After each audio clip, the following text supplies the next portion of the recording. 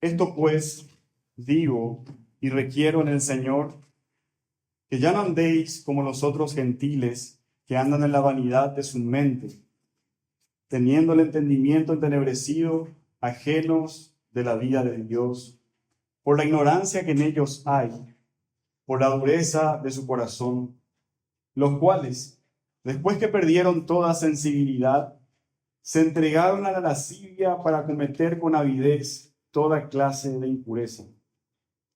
Mas vosotros no habéis aprendido así a Cristo, si en verdad habéis oído y habéis sido enseñados por Él, conforme a la verdad que está en Jesús.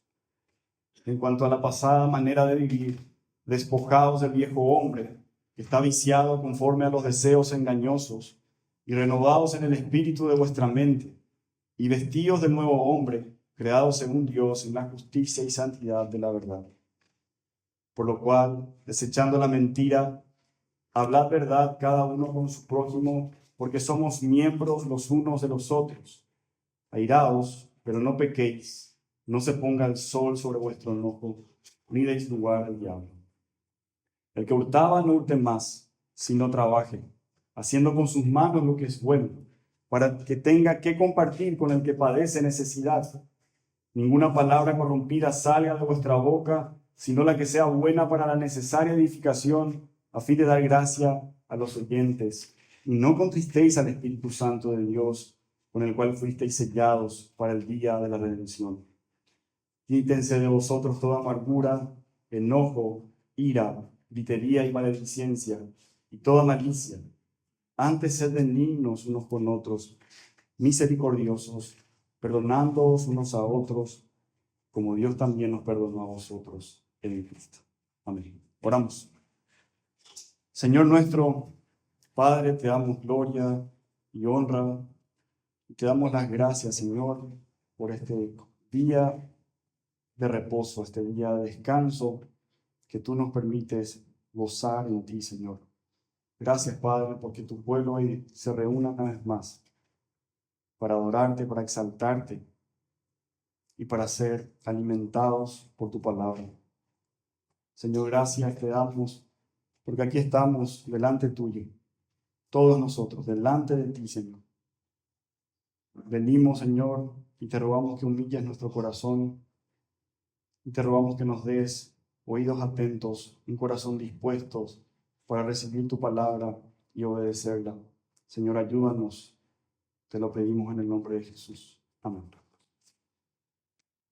Muy bien. Vamos a estudiar estos versículos, son unos cuantos, pero con la ayuda del Señor vamos a ir viéndolo de a poco y tratando de encontrar lo que el Señor quiere hablarnos a través de este pasaje. En el contexto de la Segunda Guerra Mundial, cuando los ejércitos alemanes comenzaban a perder territorio, se estaban viendo obligados a retirarse.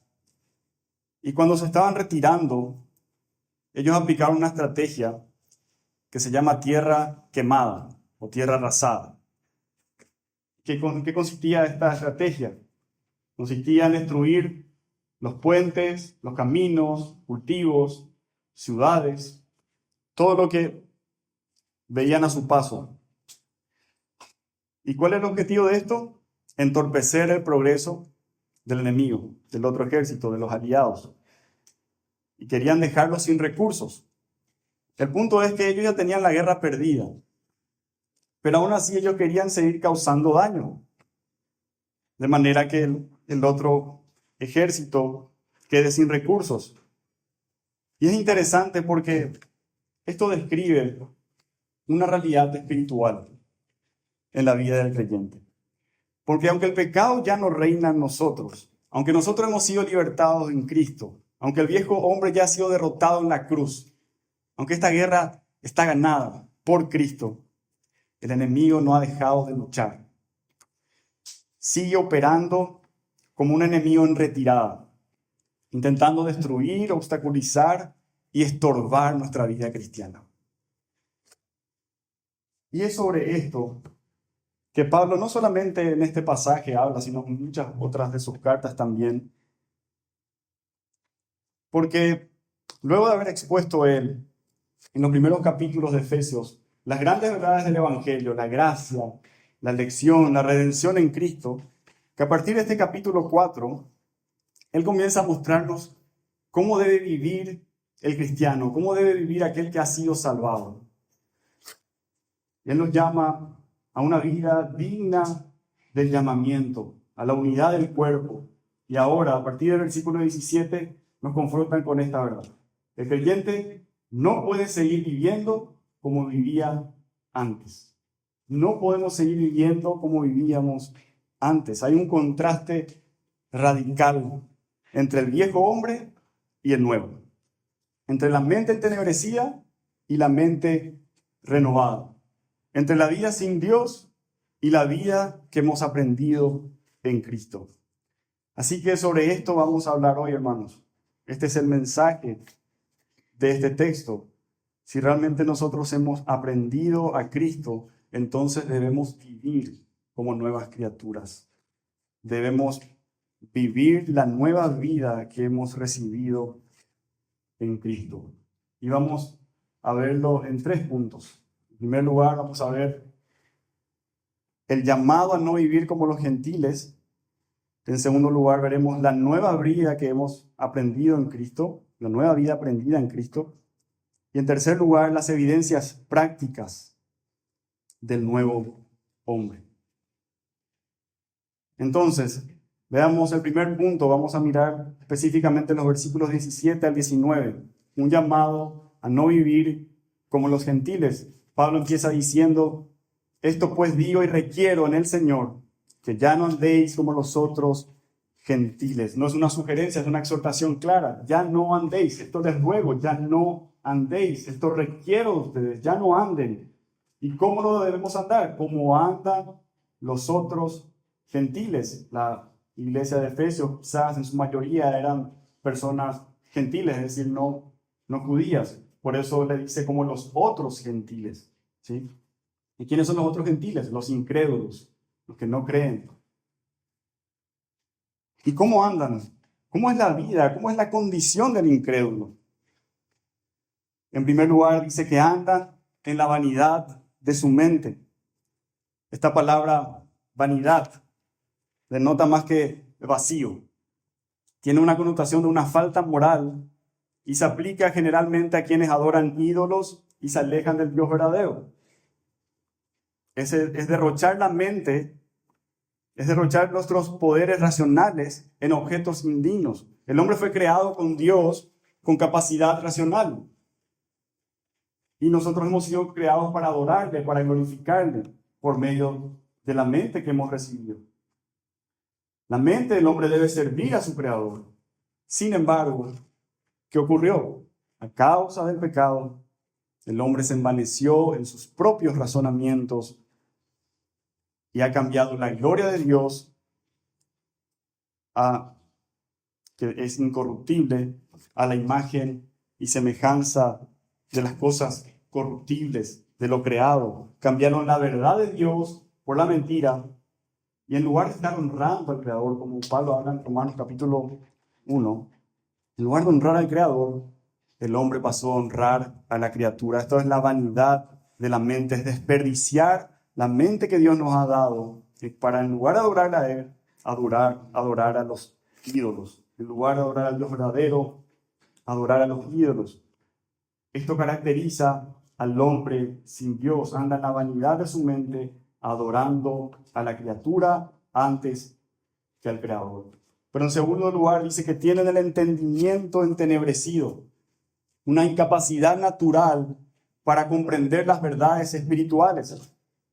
Los incrédulos son improductivos en sentido intelectual, en lo referente a cuestiones espirituales y morales. Sus procesos racionales están distorsionados, son inadecuados. Por eso siempre falla en producir un entendimiento piadoso o producir una vida moral, porque su vida es vana, es vacía, carente de sentido. Y este entendimiento, esta capacidad mental, no fue apagada en el hombre, no fue destruida, sino que dice el texto que está entenebrecida, está oscurecida.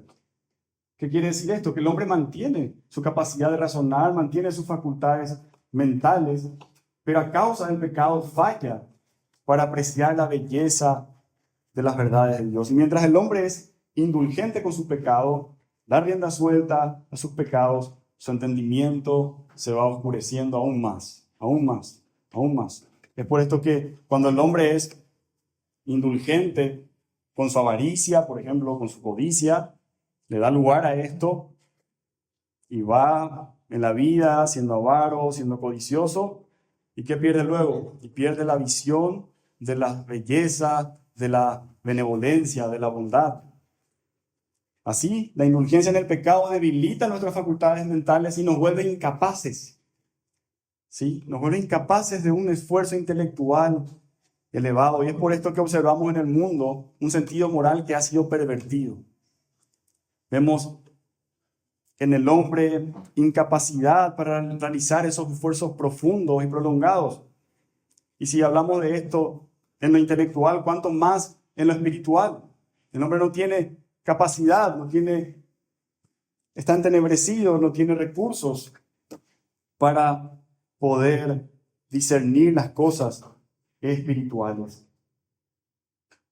Y luego dice que están ajenos a la vida de Dios, están enajenados, están alejados, separados, dando a entender que el hombre en principio era partícipe de la vida de Dios. Si está alejado es porque antes pertenecía a esto. El hombre antes pertenecía a la vida, a la luz. Pero habiéndose rebelado contra Dios, se enajenó, se alejó, fue separado de esta vida. El hombre era partícipe de aquella vida por la cual Dios vive en su propio pueblo. Así como Él era la vida y la luz en Adán, en el principio. Allí era cercano, era la vida, era la luz de Adán. Y el hombre estaba en esa condición, cerca de Dios, siendo partícipe de la vida de Dios. Pero cuando el hombre cayó, esto fue corrompido y la muerte y las tinieblas entraron en la humanidad y nos alejaron de Dios. Y esta es la situación, esta era nuestra condición. Estábamos alejados de Dios y esta es la condición actual de todo aquel que no está en Cristo, está separado de la vida de Dios. En cuarto lugar, vemos que hay dureza en el corazón del hombre, hay ignorancia y dureza. Por la ignorancia que en ellos hay, por la dureza de su corazón, los incrédulos mantienen su alejamiento espiritual de Dios y en consecuencia ignoran por completo la verdad. Ignoran por completo la verdad de Dios. El resultado es ceguera espiritual, ceguera moral, son ciegos y su corazón tiene la misma dureza que una piedra.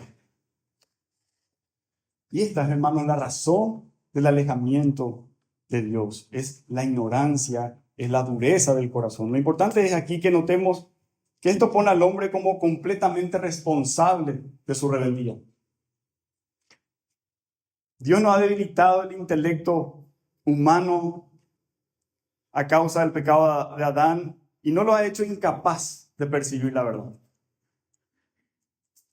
El hombre tiene facultades mentales, puede comprender, porque las verdades de Dios pueden ser comprendidas, así como cualquier otra verdad.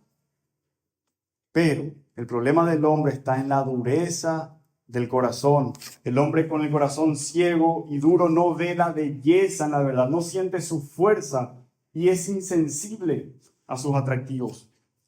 Es por eso que podemos ver a algunos hombres que incluso asienten las verdades del Evangelio, ven la lógica del Evangelio y lo miran, sí es cierto, pero no son transformados por ella. No son transformados por estas verdades espirituales. ¿Y por qué? Porque las verdades espirituales se deben discernir espiritualmente. Y es allí donde el hombre, por su dureza, por su corazón duro, no puede percibir las verdades del Evangelio. Así que el hombre no puede alegar que es inocente a causa de una mera inferioridad de su intelecto. El hombre es culpable porque su corazón es perverso. El llamado del Evangelio no es a ampliar nuestro intelecto o a desarrollar mejores facultades mentales. No, sino que el Evangelio, ¿qué demanda? Demanda un corazón arrepentido, un corazón enseñable, un corazón sensible a su palabra. Y es allí, es en el corazón donde debe empezar la mejora del hombre. Que el hombre sienta lo correcto hacia Dios y entonces va a empezar a pensar correctamente. Que el corazón sea puro y entonces el entendimiento va a ser claro. Pero ¿qué más dice el texto acerca de la condición de los incrédulos? Dice que se entregaron, los cuales, después que perdieron toda sensibilidad, se entregaron a la lascivia para cometer con avidez toda clase de impureza. Entregados al pecado sin sensibilidad. Los incrédulos tienen insensibilidad moral. A medida en que continúan su vida de pecado y alejados de Dios, se vuelven cada vez más apáticos con respecto a las realidades morales, con respecto a las realidades espirituales. Y este es el resultado final de un largo proceso de endurecimiento. Este es el resultado de una práctica habitual del pecado. El hombre pierde toda sensibilidad, carece por completo de todo sentimiento o emoción en los asuntos morales. Se vuelve como una piel dura y ya no tiene sensibilidad. Los que tocan la guitarra, cuando empezaron a tocar, dolían las yemas de los dedos, ¿verdad? Molestaba. Pero luego un tiempo, le metiste, sin que importe, y después se va creando un callo. Y entonces después ya no duele, ya no sentís cómo rozan las cuerdas en los dedos. Se forma una piel dura, un callo, y perdés la sensibilidad. Eso es lo que ocurre en el corazón, hermanos. El corazón se encallece, se vuelve insensible a los asuntos espirituales. Y así el hombre, dando rienda suelta a sus pecados, llega a conductas depravadas, sucumben por su voluntad propia a la sensualidad y a una vida licenciosa y pierden cada vez más sus reservas morales. Y esto es bastante más explícito en los pecados sexuales. La impureza es inseparable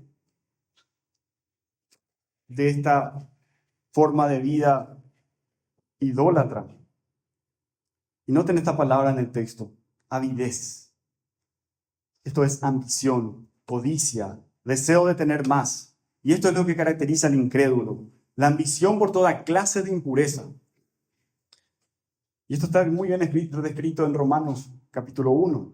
Es esta avidez, es esta ambición por lo impuro que lleva al hombre a encenderse en su lascivia y llegan a actos vergonzosos, hombres con hombres, y la mujer en cambio en el uso natural, por lo que es contra la naturaleza. ¿Estás buscando, hermano, una respuesta a la inmoralidad que hay en el mundo? Aquí está la respuesta, hermanos. Por esto vemos tanta inmoralidad hoy en este mundo. Y no es nada nuevo que veamos tanta perversión sexual en nuestros tiempos. Esto siempre ha sido resultado del alejamiento de Dios.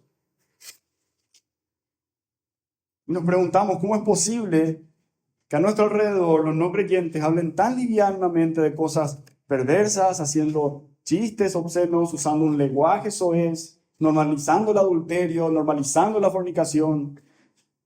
Las redes sociales están minadas de contenidos que incitan a esto.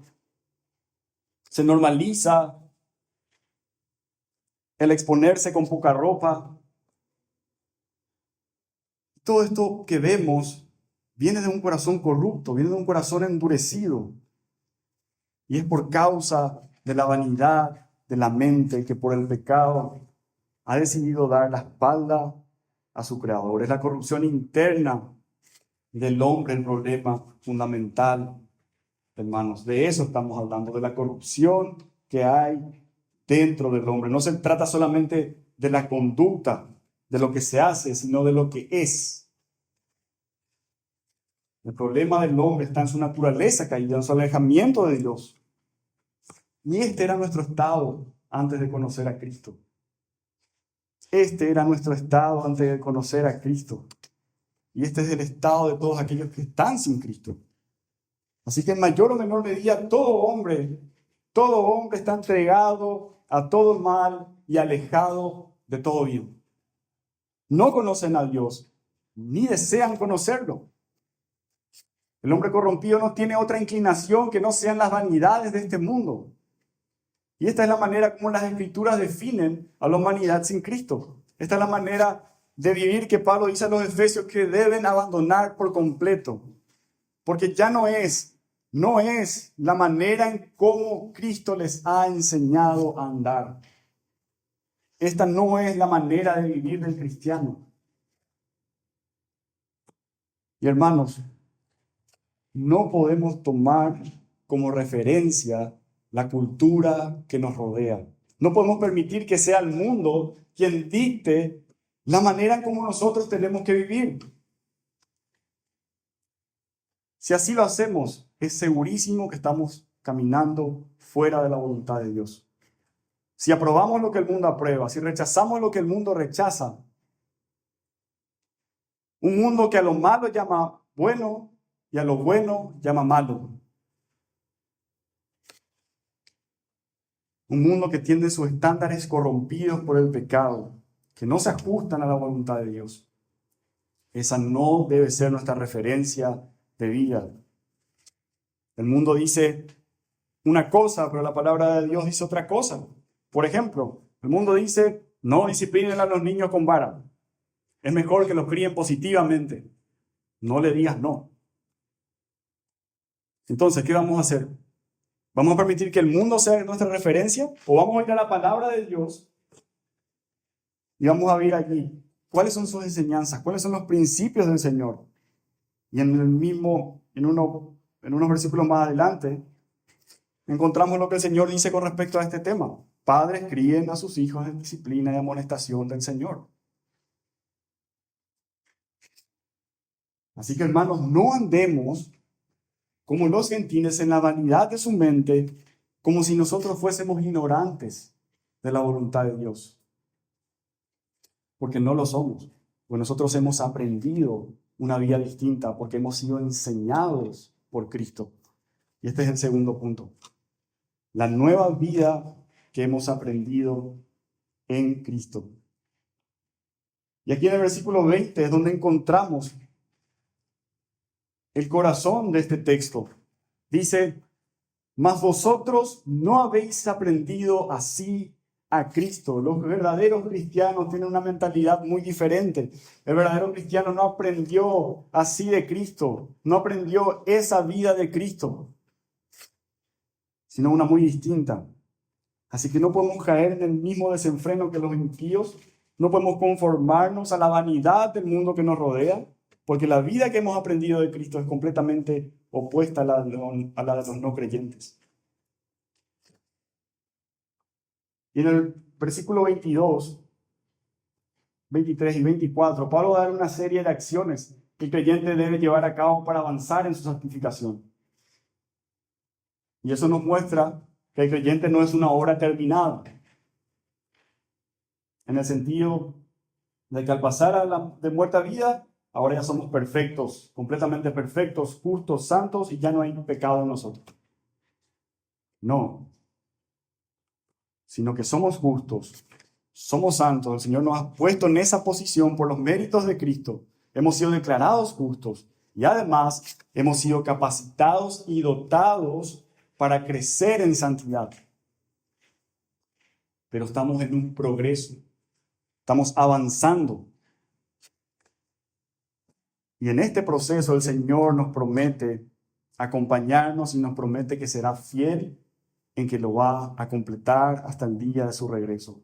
Y esta obra en nuestra vida va a ser consumada en la presencia del Señor cuando seamos glorificados en la eternidad. Entonces vamos a ver estas acciones que tenemos que llevar a cabo. Pero primeramente, hermanos, tenemos que dejar en claro algo. Esta nueva vida que poseemos no es por nuestros méritos. No es porque seamos mejor que aquellos que no creen. De ninguna manera, hermano. De ninguna manera. Por eso Pablo claramente indica que hemos sido enseñados por Él. Es una obra hecha en nosotros. Es Cristo quien instruye el corazón del hombre. Él dijo, nadie conoce al Padre sino el Hijo y a quien el Hijo quiera revelarlo. Es el Señor quien hace esta obra en el corazón del creyente. Una persona dotada de una capacidad importante para razonar, puede abrir las Escrituras, intelectualmente puede comprenderla, puede ver las ideas que están allí, y así como abre cualquier otro libro de texto e interpreta las ideas centrales, va a poder hacerlo con la Escritura. Sin embargo, si el Espíritu no abre su corazón, él no va a ser transformado por estas verdades. Es Dios quien ejerce una influencia sobre nuestras mentes, y es por esa influencia que somos capacitados para ver y comprender las verdades que para el hombre natural son una completa necedad. Esto lo vemos en Hechos capítulo 16. Se nos cuenta acerca de Lidia, la vendedora de púrpura. Estaba oyendo la predicación del Evangelio, y ¿qué dice el texto? ¿Que ella, porque era más inteligente que los demás, entendió? No. Dice que el Señor abrió su corazón para que estuviese atenta a lo que Pablo decía. Cuando Pedro, aquel humilde pescador, reveló el verdadero carácter de Cristo, diciendo, tú eres el Cristo, el Hijo del Dios viviente. ¿Qué dice el texto que Jesús le dijo a Pedro? Que eso no le fue revelado por carne ni sangre, sino por su Padre que está en los cielos. Hermanos queridos, esto ha sucedido con todos nosotros, sin excepción. Si hoy estás en Cristo, no fue por tus méritos, no fue por tu voluntad, por tu fuerza, fue porque el Señor obró en tu vida. Fue porque Cristo te ha enseñado. Ningún creyente, ninguno puede decir lo contrario, todos sin excepción hemos sido enseñados por Cristo. Y si esto es así, entonces no hay ningún verdadero cristiano que pueda vivir una vida que sea distinta a la que Cristo ha enseñado, porque todos hemos sido enseñados por Cristo. Así que la manera de vivir es la nueva vida en Cristo, y no hay otra. Es la forma en que Cristo nos ha enseñado. Este conocimiento que hemos recibido de Cristo necesariamente tiene efectos en nuestra vida, si es que verdaderamente lo hemos recibido. El cristiano nominal, aquel que profesa de labios para afuera ser cristiano, permanece voluntariamente en esa ignorancia acerca de la verdadera santidad. Pero el hombre que verdaderamente fue iluminado por el Señor se esfuerza por vivir la vida de Cristo. Es una consecuencia infalible de la enseñanza divina. Entonces Pablo nos muestra las acciones que son la esencia del deber cristiano, su santificación. ¿Y cuáles son esas acciones? Y vamos a ver ahora a continuación desde el versículo 22. 3 acciones que caracterizan la nueva vida en Cristo. Dice, en primer lugar, en cuanto a la pasada manera de vivir, despojaos del viejo hombre. Despojarse es una palabra que también puede traducirse como poner lejos, separar, alejar, es quitar por completo, así como un mendigo que decide deshacerse de sus harapos, de su vestimenta sucia. ¿Y qué dice el texto? ¿De qué debemos despojarnos? Del viejo hombre. Otras traducciones dicen, desháganse de su vieja naturaleza pecaminosa. Este viejo hombre es lo que éramos antes de conocer a Cristo. Es ese hombre que estaba dominado por su naturaleza pecaminosa, cuando vivíamos dominados por la ley del pecado. Esa mente carnal, cuyo lema era yo primero. Un espíritu egoísta, autocomplaciente y autosuficiente. Pero ¿por qué Pablo dice que debemos despojarnos de ese viejo hombre? ¿Acaso ya no somos nuevas criaturas? ¿Acaso ese viejo hombre ya no fue sepultado en las aguas del bautismo? Y dijo un antiguo que creyó que al sepultarlo en las aguas del bautismo ese viejo hombre murió. Pero después se dio cuenta que sabía nadar. Y va a empezar a patalear. Y eso es lo que sucede en nosotros. Sobre eso es lo que habla Pablo, por ejemplo, en Romanos capítulo 7. De esa ley del pecado, de ese pecado remanente que aún está en nosotros y que se levanta cuando queremos hacer el bien que anhelamos y que deseamos hacer. Queremos obedecer a Dios. Queremos hacer lo que el Señor nos pide. Pero cuando queremos hacer ese bien, entonces se levanta ese viejo hombre y se opone, llevándonos a hacer el mal que no queremos. Y esa es la lucha con nuestro viejo hombre. En todo cristiano hay dos hombres. Si se cuenta que un predicador estaba exponiendo a un rey acerca de la lucha entre el viejo hombre y el nuevo, y mientras él exponía, el rey repentinamente exclamó: conozco a esos dos hombres. Conozco a esos dos hombres. Y hermano, espero que vos también le conozcas muy bien a esos dos hombres. Porque si querés vivir correctamente la vida cristiana, tenés que ser consciente de esta batalla que se libra en tu interior. El desafío de la vida cristiana radica en que el nuevo hombre triunfe sobre el viejo. Cada vez más plenamente, hasta que este último se someta por completo al nuevo. Y aquí Pablo se refiere a la vida exterior e insta a todos los cristianos a desechar todo aquello en su antigua forma de vida que no sea correcto delante del Señor. Al entregarnos a Cristo debemos desechar de forma firme y definitiva todo aquello que no esté de acuerdo con los mandamientos de nuestro Maestro. Hay hábitos, hay costumbres, hay forma de hablar, hay forma de comportarnos que son pecaminosos. Son cosas que traemos, son cosas que están allí, que trajimos de nuestra antigua manera de vivir. Resultado de nuestra depravación. Y todo esto, hermanos, debe ser abandonado. Debemos despojarnos de las características propias de un hombre que no es convertido y adoptar aquellas que son fruto de un corazón renovado.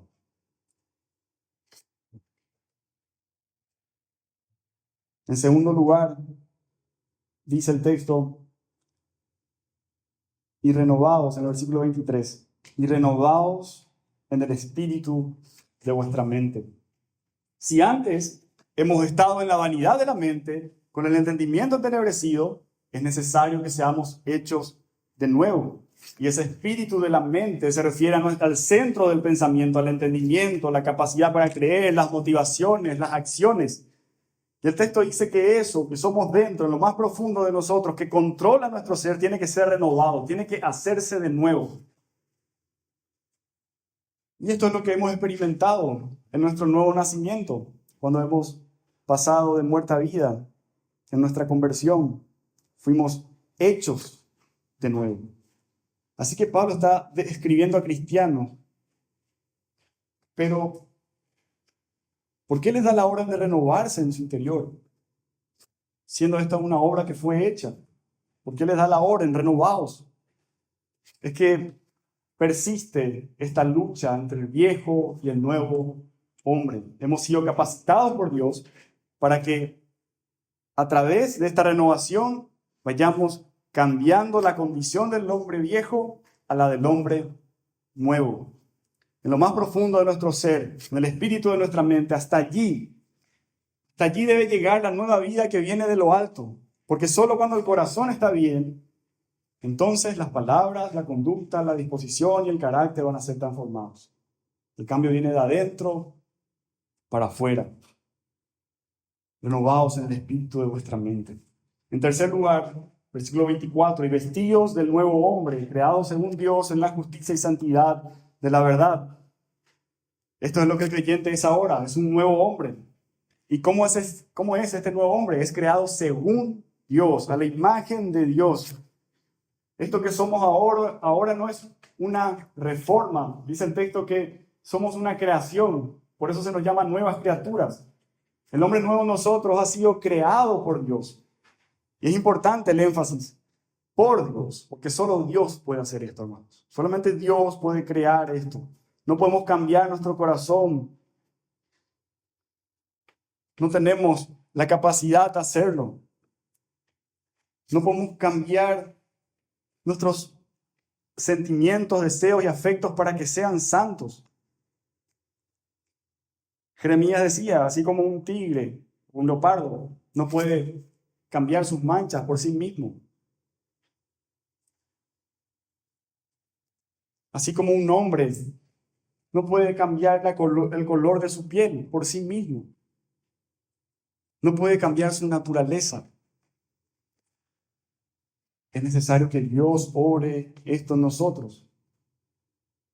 Y hermanos, necesitamos notar muy bien estas palabras. Por aquí estamos hablando de un milagro que ha ocurrido en cada creyente. El Señor hizo en nosotros un cambio tan grande que verdaderamente somos hombres nuevos. Tenemos sentimientos nuevos, principios nuevos, deseos nuevos. De pronto nuestra antigua manera de vivir dejó de atraernos. Ahora hay nosotros principios, sentimientos que antes no habían. Ahora deseamos lo que antes desechábamos. Estamos hablando de que hubo un cambio interno, no algo meramente externo. Somos hombres nuevos, hemos sido regenerados por el Espíritu de Dios. Y quizás los que están a nuestro alrededor vean lo de afuera, vean lo externo. Y cuando encontramos a alguna persona, algún amigo que nos conoció de antes, de nuestra antigua manera de vivir, y nos ve como somos ahora, ¿qué te pasó? Cambiaste. Y él está viendo lo externo. Pero nosotros sabemos, hermanos, que el cambio estuvo adentro. Nosotros sabemos que algo cambió adentro. Hemos sido regenerados. Y hermanos, es conforme a este cambio, conforme a este hombre nuevo que ahora somos, es que debemos vivir. Debemos vestirnos de este nuevo hombre. Pónganse la vestimenta de lo que ahora son. Debemos vivir desde esta nueva identidad. Debemos vivir desde la nueva vida en Cristo, porque no hay otra forma en que el cristiano pueda vivir. Es lo que ahora somos. Así que en resumen, este segundo punto, la nueva vida en Cristo no es un concepto teórico, sino una realidad transformadora. Hemos sido enseñados por Él, renovados en nuestro interior, hechos nuevas criaturas. Por lo tanto, esta nueva identidad necesariamente debe manifestarse en una manera de vivir completamente diferente. Y a partir del versículo 25, Pablo aterriza esta doctrina en la vida diaria. Evidencias prácticas del nuevo hombre. Tercer punto.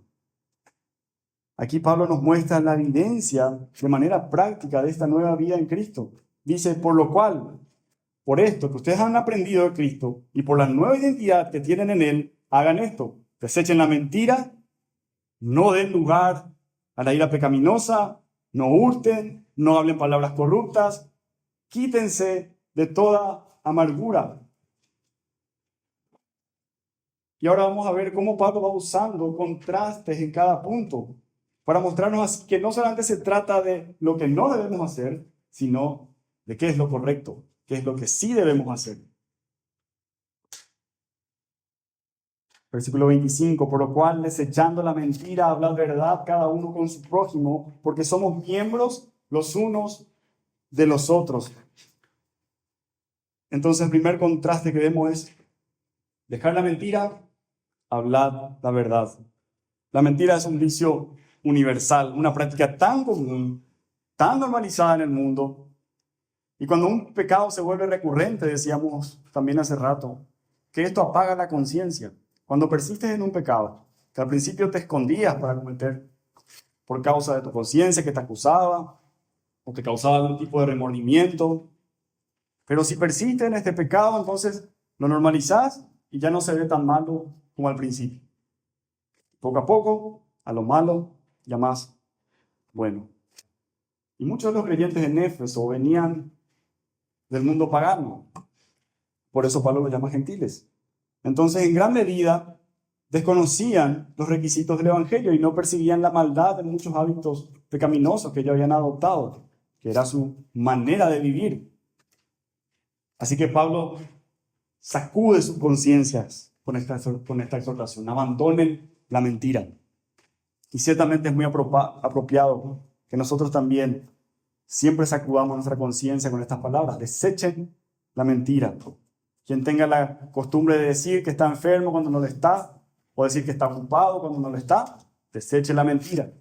Quien tenga la costumbre de narrar una situación en particular, omitiendo información que le pueda perjudicar para que él quede bien parado, deseche la mentira. Quien recoge rumores, no los investiga, sino que los difunde como verdad, y aunque esto esté afectando seriamente el carácter y la reputación y la paz de la otra persona, deseche la mentira. Quien promete y no cumple, deseche la mentira.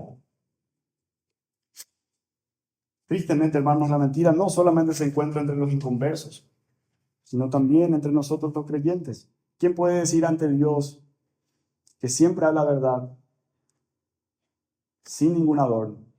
Habla la verdad simple y llanamente. ¿Lo hace siempre? Yo creo que en un examen cuidadoso de nuestras acciones y palabras, vamos a encontrar que en ocasiones faltamos a la verdad. Por esto Pablo nos dice, hablad verdad cada uno con su prójimo, porque somos miembros los unos de los otros. La idea de Pablo es que la falsedad debilita el lazo de hermandad y utiliza la imagen de un cuerpo. Por eso dice miembros los unos de los otros. El ojo no le engaña a la mano, ni la mano le engaña al pie, ni el corazón le engaña a los pulmones. En un cuerpo hay armonía, porque un miembro confía plenamente en su otro miembro. Pero si no hablamos verdad entre nosotros, entonces, ¿cómo el cuerpo puede crecer en armonía? Por eso tenemos que abandonar las trampas, las promesas falsas, la traición, la presentación de excusas falsas. Esto deshonra a Dios. En primer lugar, deshonra a Dios y luego impide que como iglesia e individualmente podamos ser utilizados como instrumentos adecuados en la obra del Señor. El segundo contraste dice en el versículo 26, airaos, pero no pequéis, no se ponga el sol sobre vuestro enojo, ni deis lugar al diablo. Así como leemos, hermanos, el texto dice positivamente airaos, es decir, enójense. ¿Acaso está bien enojarse? Por sí, está bien, porque existe la ira que es sin pecado. Dios está airado contra el impío. Jesús se enojó en el templo al ver a los comerciantes y los echó. La ira sin pecado es la ira contra el pecado. Cuando ves una situación injusta, que es contrario a los principios de la palabra de Dios, es probable que te enojas. Por ejemplo, cuando ves a un hombre fuerte golpeando a una mujer débil e indefensa, esto en los hombres va a provocar en nosotros enojo, provocar que nos indignemos. Y hermano, cuando te enojas por la injusticia, el pecado, la maldad, no estás pecando siempre y cuando no te dejes dominar por la ira y a raíz de tus emociones y sentimientos pierdas los estribos y hables o actúes sin pensar. Por eso dice airaos, pero no pequéis. Cualquier justa indignación contra la injusticia, contra la crueldad, contra cualquier tipo de maldad, no debe convertirse en amargura, no debe convertirse en resentimiento o una ira descontrolada. Por eso lo contrario a la ira pecaminosa es el dominio propio. Es lo que le faltó a Moisés cuando estaba indignado y enojado contra el pueblo de Israel por su rebeldía, por su dureza, y se fue y arremetió contra una piedra. ¿Se enojó? Justamente sí. ¿Pero dónde pecó? En dejarse controlar por la ira y el enojo. Perdió el dominio propio, perdió el control de sí mismo. Y Pablo añade unas palabras más en esta exhortación. No se ponga el sol sobre vuestro enojo. Aún así, si te enojas de manera justa, no lleves tu enojo a la cama. Al final de cada día tenés que apartarlo y dejarlo a un lado. Porque si prolongás para el otro día, quiere decir que te estás dejando dominar por ese enojo y esto puede llevarte a actuar de manera hostil. El enojo que durmió contigo el día de mañana puede despertarse como un feroz monstruo listo para tomar venganza por sus propias manos. No duermas, hermanos, sin expulsar de tu corazón todo aquello que no está bien. No olvides que en esa oración modelo de nuestro Señor, que Él nos dejó para que cada día lo oremos, Él nos dice que debemos orar pidiendo al Señor que perdone nuestras ofensas, así como nosotros perdonamos a los que nos ofenden. Por justo que sea tu enojo, querido hermano, llegada la noche, expulsarlo de tu corazón. En el versículo 27, Pablo añade algo más muy importante. Ni deis lugar al diablo. Muchos de nuestros sentimientos, cuando suponemos que simplemente los tenemos porque queremos defendernos y estamos defendiendo nuestros derechos, queremos asegurar lo que nos pertenece, cuidado, porque pueden ser sentimientos producto de las tentaciones del diablo. El corazón es engañoso y el diablo lo sabe muy bien y está allí activo. Y principalmente cuando nuestras emociones están inestables. Y él va a querer inducirnos al pecado. Por eso Pablo le dice, no den lugar. La mejor forma de hacerlo es controlando el temperamento, refrenando la ira. Así que hermanos, enójense por lo que sea lícito enojarse, pero no pequen. No pequen, no se dejen controlar por la ira. Tercer lugar, el que hurtaba, versículo 28, no hurte más, sino trabaje haciendo con sus manos lo que es bueno para que tenga que compartir con el que padece necesidad. No tomes nada que no te pertenece, ni a la fuerza ni por accidente. Ese bolígrafo que se quedó en tu mano y llevaste, cuando te diste cuenta que no era tuyo, anda a devolverlo, no te pertenece. A veces, hermanos, creemos que robar es asaltar un banco, pero hay tantas formas de que caemos en este pecado. Podemos citar muchos ejemplos, pero lo importante es el principio. Cada vez que tomas algo que no te pertenece, sea un bien físico o sea un bien inmaterial, como el tiempo, la reputación de otra persona, hermano, estás robando. Y yo creo que ninguno aquí puede levantar la mano y decir que es inocente de cometer este pecado. La exhortación es para nosotros. Deja de hacerlo. Deja de robar y haz lo contrario. Trabaja. Ocúpate de producir y obtener tus propios recursos. Y no solamente para beneficiarte a ti mismo, sino para que puedas extender generosidad para los que necesitan ayuda. Si el Señor permite que prosperemos, hermanos, en nuestros trabajos, es para que practiquemos la generosidad. Y eso es un privilegio, el que podamos contribuir para el bienestar de nuestros hermanos. El cristiano no tiene que buscar ganar dinero para enriquecerse, sino para tener medios para ayudar. Trabajen. Obtén tus propios recursos. Si el Señor te permite prosperar, ayuda a otros. Practica la generosidad. Cuarto lugar, palabras corruptas. De palabras corruptas a palabras de edificación. Ninguna palabra corrompida salga de vuestra boca, sino la que sea buena para la necesaria edificación a fin de dar gracia a los oyentes. La palabra corrompida se refiere a algo descompuesto que pudre lo que rodea. Es como esa fruta prohibida que descompone a todas las que le rodean. El lenguaje sucio, obsceno, ofensivo, no debe salir de nuestros labios. No puede salir de los labios de un cristiano palabras que no sean compatibles con la nueva vida en Cristo. Los labios del cristiano, su hablar debe servir para instruir, para animar, para entusiasmar, para exhortar. Pero debemos pronunciar palabras oportunas y apropiadas en cada ocasión. Nuestras conversaciones tienen que promover la pureza, tienen que promover la inteligencia, tienen que dar gracia a los oyentes. De ninguna manera podemos ir por la vida con exabruptos de palabrotas. Y tampoco con palabras ofensivas, ofendiendo a los que nos rodean. No, hermanos, el cristiano tiene que hablar para edificación, tiene que hablar para bendecir. Nuestras palabras tienen que instruir, animar, entusiasmar. Quinto lugar, voy a pasar al versículo 31. Quítense de vosotros toda amargura, enojo, ira, gritería y maledicencia y toda malicia. Antes ser benignos unos con otros, misericordiosos, perdonándoos unos a otros, como Dios también nos perdonó a vosotros en Cristo.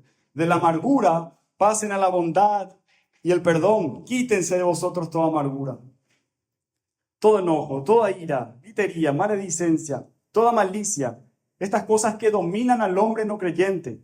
El resentimiento oprimido, la rabia por el furor de un momento, la hostilidad interna profunda, el bullicio, el ruido, el desorden que hay en una contienda o riña, la gritería, la calumnia, hablar mal de otros, toda clase de mal. Quítense de vosotros. Porque todo esto muestra a una persona que está fuera de control. Pero ¿cómo debe actuar el cristiano? Con benignidad, con misericordia y con perdón. El cristiano tiene que actuar con amabilidad, con cortesía, con educación, porque su deseo debe ser la felicidad de su prójimo. Debemos anhelar tener relaciones agradables y provechosas. Debemos ser compasivos, con un corazón inclinado a la piedad y a la misericordia y especialmente dispuestos a mostrar bondad ante las faltas de los hermanos que se equivocan. Debemos ser perdonadores. Y Pablo nos da una razón, y no puede haber una razón más grande, porque Cristo te perdonó. Perdona porque Cristo te perdonó. ¿Y cómo Cristo te perdonó? Lo hizo libremente, completamente, con generosidad. Y nosotros tenemos que perdonar de la misma manera, sin exigir nada de la otra parte, sin dividir su ofensa y decir, esta parte te perdono, esta no. No, un perdón completo, sin hacer los cálculos. Tiene que ser con generosidad, abundantemente, innumerables veces. Perdona como Cristo te perdonó. Cada uno de nosotros sabe muy bien cómo Cristo le perdonó. Esta debe ser nuestra manera de vivir. Y ahora voy al versículo 30, porque aquí hay algo clave. No contristéis al Espíritu Santo de Dios, con el cual fuisteis sellados para el día de redención. La ética cristiana, nuestra forma de vida está relacionada con una relación personal con Dios. Queremos vivir una vida que no atente contra aquel que nos ama. Queremos seguir un camino que no aflija el corazón bondadoso de un ser santo. No queremos contristar al Espíritu Santo.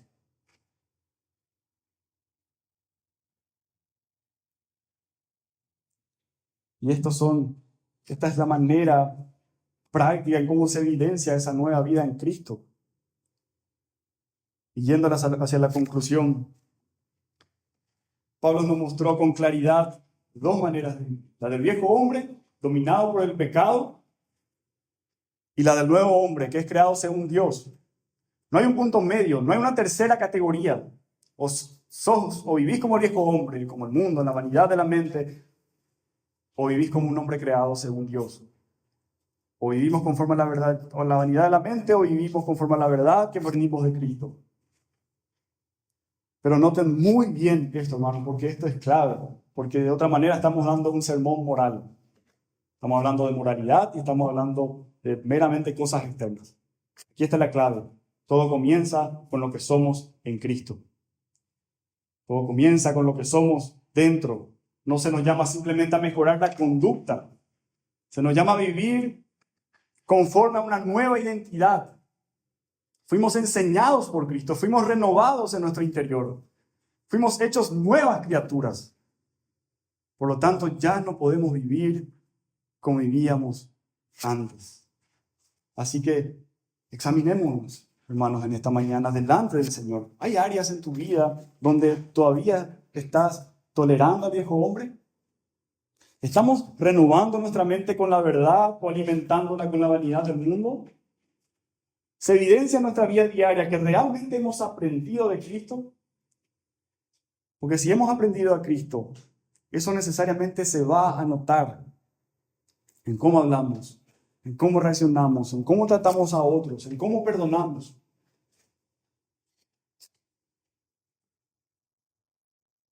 Así que el Señor nos ayude a santificarnos. El Señor nos ayude a despojarnos del viejo hombre, a renovar el espíritu de nuestra mente y a vestirnos del nuevo hombre. Y si al examinarnos vemos falla, no corramos a la autojusticia. No nos justifiquemos, no corramos a las excusas y busquemos la justicia propia. No corras a la autojusticia, corre a Cristo.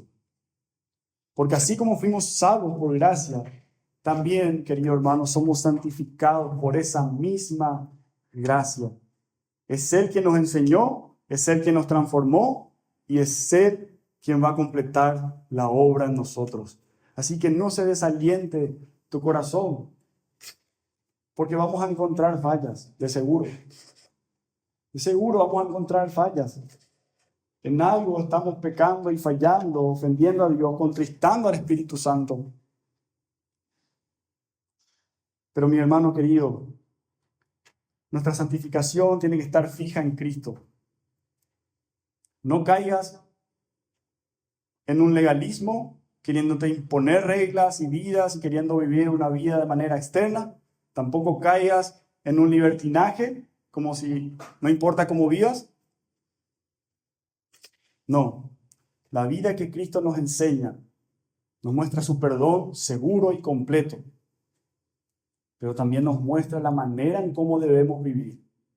Por eso pon los ojos fijos en Jesús, el autor y consumador de tu fe, y camina esta carrera, sigue este camino de santidad. Corramos siempre hacia Cristo y vivamos como lo que somos, nuevas criaturas en Cristo. Amén.